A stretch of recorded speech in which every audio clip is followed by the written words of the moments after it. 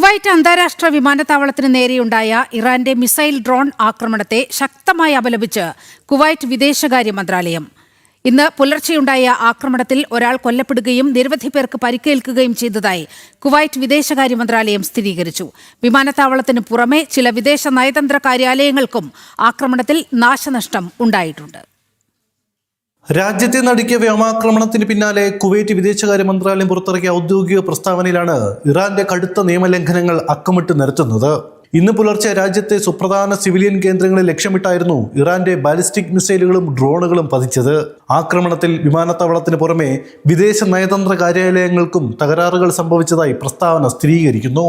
ആക്രമണം അന്താരാഷ്ട്ര നിയമങ്ങളുടെയും UN ചാർട്ടറിന്റെയും ലംഘനമാണെന്ന് കുവൈറ്റ് ചൂണ്ടിക്കാണിക്കുന്നു. മേഖലയിൽ സംഘർഷം വർദ്ധിപ്പിക്കുന്ന ഇത്തരം നീക്കങ്ങൾ 2026 ഐക്യരാഷ്ട്ര സുരക്ഷാ കൗൺസിലിന്റെ 2817 നമ്പർ പ്രമേയത്തിന് വിരുദ്ധമാണ്. കുവൈറ്റിന്റെ മണ്ണിൽ ജീവിക്കുന്ന സ്വദേശികളുടെയും വിദേശികളുടെയും സുരക്ഷയും രാജ്യത്തിന്റെ പരമാധികാരവും ആർക്കും തൊട്ടുകളിക്കാൻ കഴിയാത്ത വിധം ഒരു ചുവപ്പ് രേഖ ആണെന്ന് മന്ത്രാലയം ഓർമ്മിപ്പിച്ചു. ഇത്തരം ആസൂത്രിത അധിനിവേശത്തോട് രാജ്യം ഒരിക്കലും വിട്ടുവീഴ്ച ചെയ്യില്ലെന്നും അന്താരാഷ്ട്ര നിയമങ്ങൾക്ക് വിധേയമാക്കിക്കൊണ്ട് ഈ ആക്രമണങ്ങൾക്ക് അനുയോജ്യമായ രീതിയിൽ തിരിച്ചടിക്കുവാനുള്ള പൂർണ്ണമായ അവകാശം കുവൈറ്റിൽ നിക്ഷിപ്തമാണെന്നും പ്രസ്താവന വ്യക്തമാക്കുന്നു. ജനം, കുവൈറ്റ്.